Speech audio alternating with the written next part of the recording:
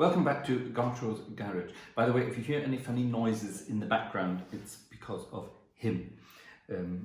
As you can see, I'm enjoying my afternoon cup of tea and a little fruity tart, which is very decadent, of course, but it's what we do. Now, this is going to be a short video today, and we're continuing our theme of electro-mobility. Last week, remember, we tested out a new Kia e-Niro electric car. There's a link to it up there. And we were out and about yesterday in Düsseldorf, which is just normally an hour, just over an hour away from here where we live in the country. We had an appointment there, and there's something rather sort of weird when you arrive in Düsseldorf these days. It's basically putting traditional drivers off driving into a city. They want you to park your car somewhere, get on a bus or a tram and head into the city centre. Unless, of course, you're driving an electric vehicle, which means you can use another lane just for electric vehicles. Now, this is happening all over the country and probably all over parts of the world at the moment. The governments are trying to get people to invest in electric cars rather than in traditional internal combustion engine cars. And there are a few little scenes coming up of me discovering this, and I thought I might bring the subject up with you.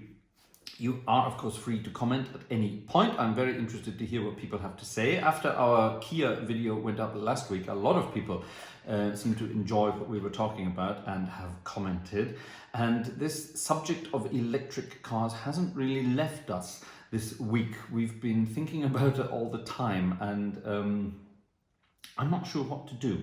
Obviously, I can't afford to buy a new electric car at the moment.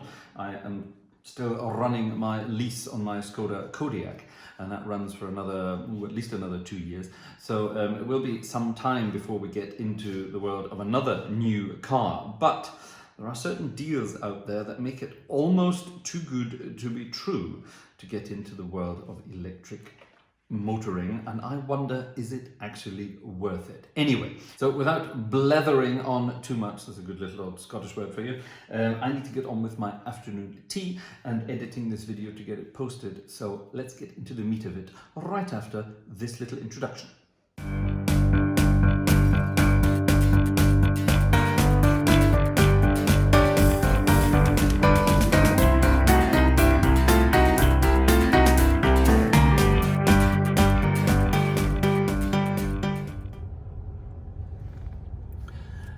This is madness. This is a green lane in Düsseldorf. We've come to Düsseldorf today because we have an appointment here, and the motorway ride up here was absolutely wonderful. Not a single jam, no problems, everyone driving perfectly as they should be. It's early in the morning and there was no rush hour traffic past Cologne up to Düsseldorf, and then suddenly when you come off the motorway in Düsseldorf trying to get into the city, they have what's called an environmental lane, a green lane, I think is probably what we'd call it in the English speaking world. And the idea is, of course, that they're trying to reduce traffic, and only people with electric cars, taxis and buses and bicycles are allowed to use this extra lane. Now, this has only been here for about a year, and since then there's 24-hour traffic jams basically on this stretch of road, from the motorway to about the university hospital, which is just up ahead here. Now, it's supposed to be about the environment and CO2 and all that sort of nonsense, yeah, but 24-hour traffic jams and internal combustion engines running and pumping out carbon dioxide and whatever else they pump out, that's surely worse for the environment than the odd electric car being able to drive up a lane all by itself. It's a bit silly, isn't it? So it's taken us just over an hour to get to Düsseldorf on the motorway, and we left the motorway 20 minutes ago, and we've covered 400 meters in 20 minutes thanks to this stupid green lane in Düsseldorf.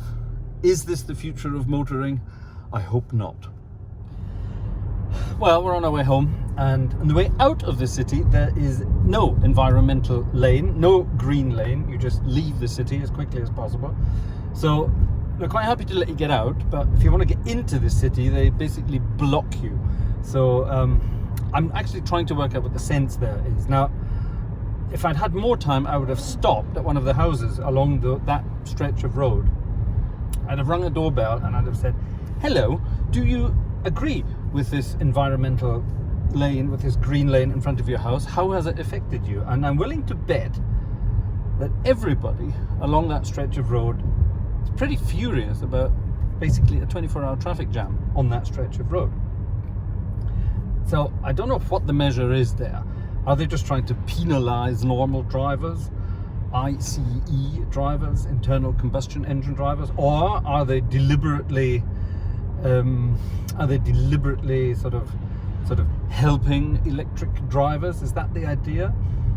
Now imagine in a couple of years' time everyone had an electric car, then of course the electric car lane would be blocked as well as the normal lane. I mean, they still have the normal traffic lights and the normal junctions and everything else. So at the moment it works because there's hardly any traffic on that lane. The occasional bus or taxi or bicycle and occasional electric car. But what happens when it's, when it's all electric cars? So I'm still trying to work out the sense of all this. Have you any ideas what it's all about? Interestingly enough, since we left Düsseldorf and headed back home to the countryside, there are no traffic jams. Oh, there was a roadworks, and that was all beautifully taken care of, and there was hardly any jam during the roadworks. It worked. If people just pay attention and keep a little bit of safe distance, then it works. Keeping your distance is a thing at the moment, isn't it? Where's my mask? So that sort of worked. And then of course here in the country, then everything's absolutely no problem at all. So I'm trying to work out what exactly the benefit of having a green lane is. I dare say there will be a couple of comments helping me out and telling me what a green lane is all about. Please let me know. Now, if this was not a Skoda Kodiaq that I leased, and if it was, let's say, an electric or even a hybrid car like the Niro we tested last week, then I could be driving around certain parts of Germany and probably other parts of Europe as well with a very smug grin on my face, because I've bought an electric car and I'm allowed to drive in green lanes. And I've been doing some research. Some cities offer free parking for electric cars, even not just on-street parking, but even in multi-story car park. So I get the feeling that certain governments are trying to entice car buyers towards electric cars. There are tax benefits. If you run it as your company car, there are also rather good tax benefits, actually. It almost makes it sort of, from the accounting side of it, free to drive a car if it's your business car, your company car. So I run this as my company car. I am, don't forget, a freelance musician. So I can write this off against my tax. And there are different sort of ways of covering the mileage and private use and things like that. But if this was an electric or a hybrid car, there would be even more incentive to use it as a company car tax-wise.